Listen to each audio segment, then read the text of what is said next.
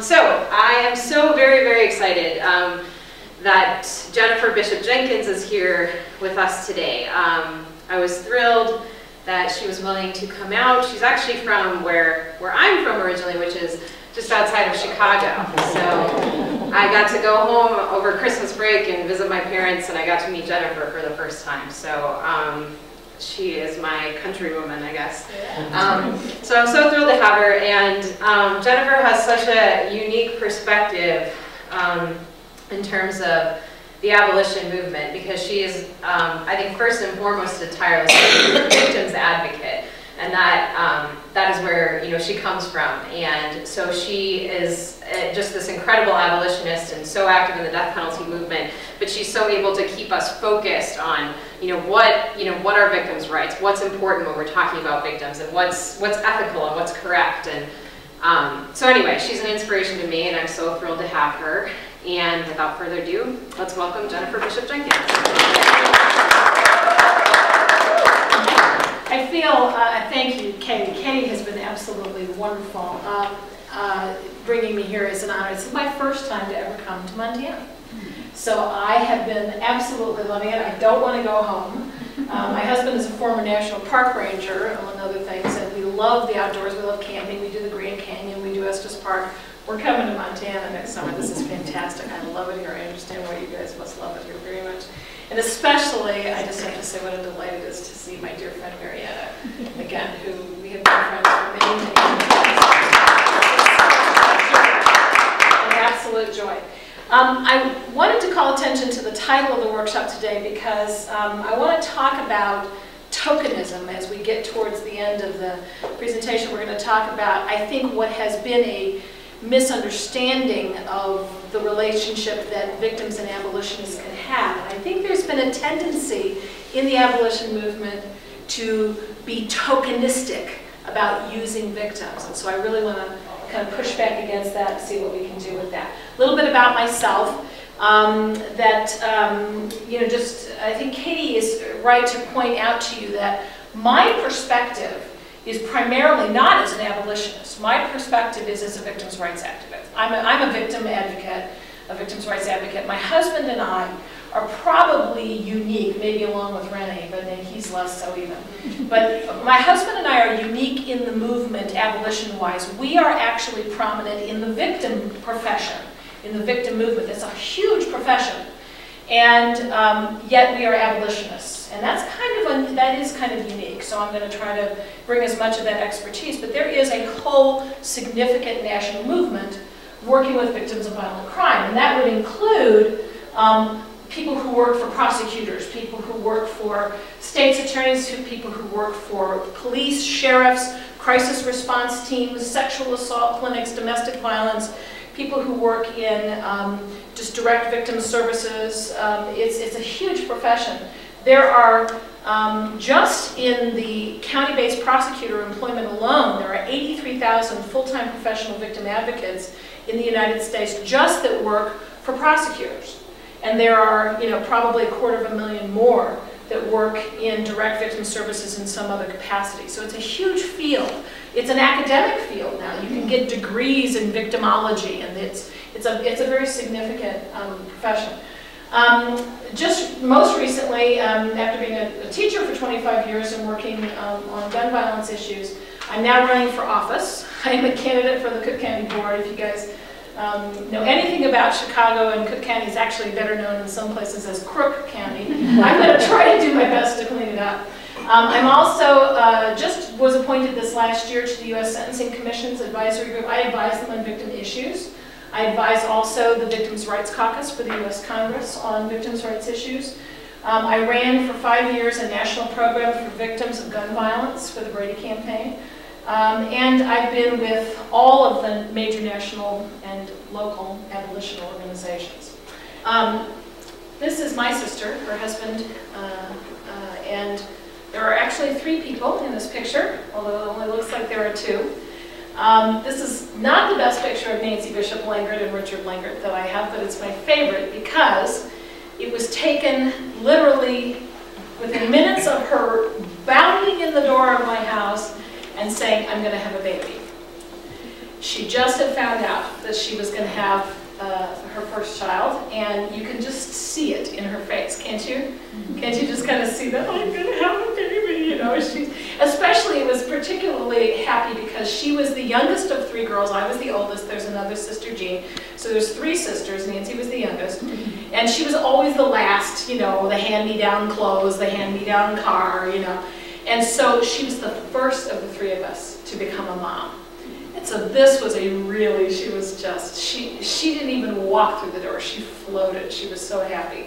And Richard was just the same. They were the happiest guy. We actually found this film in the camera 2 years after they were killed, and so this is very special, even though it's a faded picture.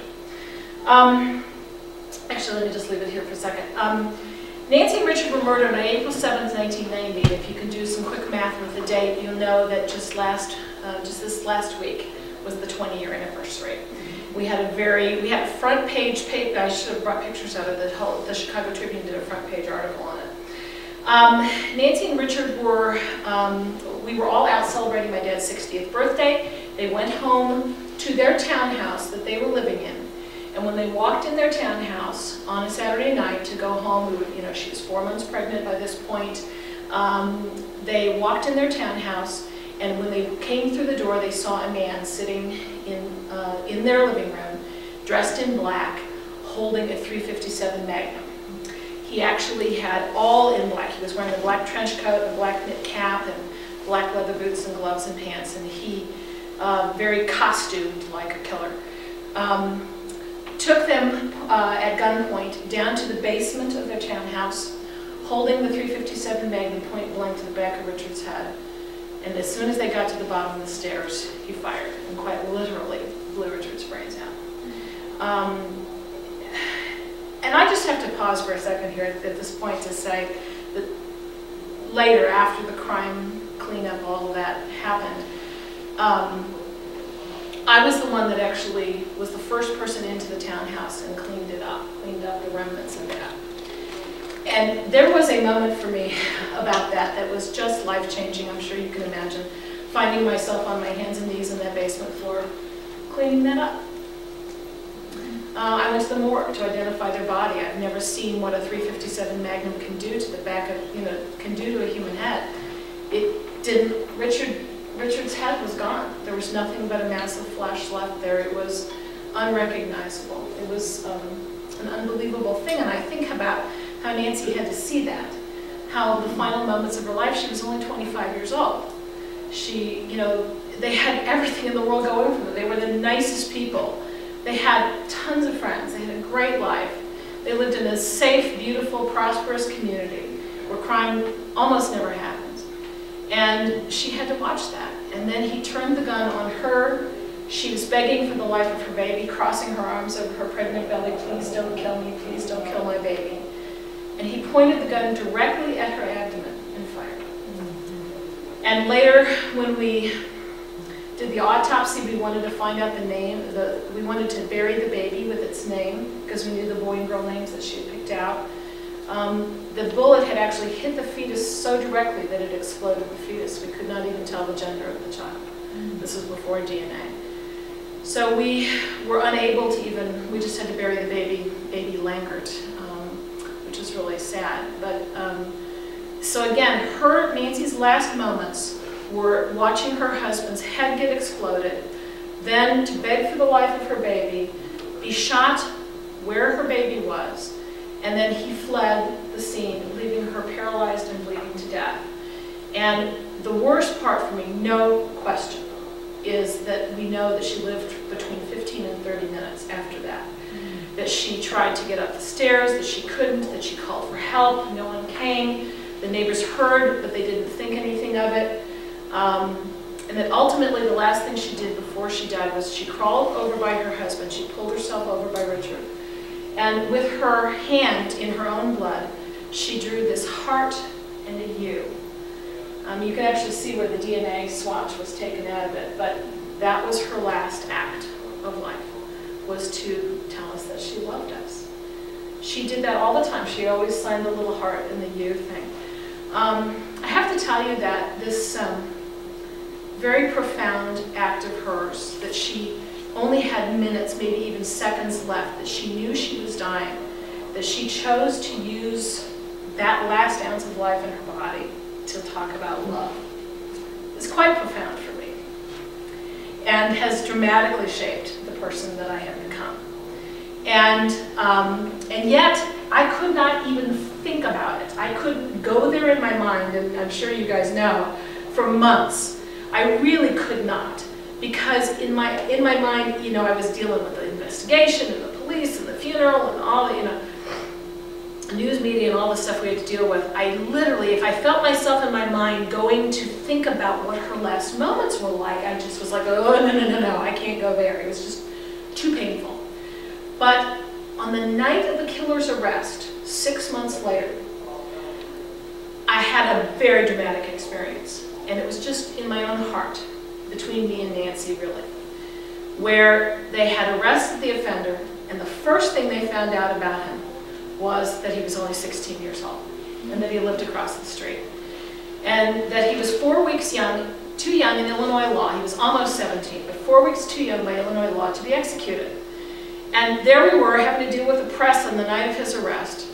And the first thing that happened is this very famous reporter in Chicago stuck a microphone in my face and said, "We just found out he can't get executed. Aren't you upset? Aren't you upset that he can't get the death penalty in Illinois?" And that, my friends, is the first moment that I was able, and I don't know why, but it was the first moment I was able to go with Nancy on that basement floor and be with her. It was the first time I was able to think about what she was trying to tell us, what she must have been thinking, what she must have been feeling as she lay there at 25 years old, her life ebbing away.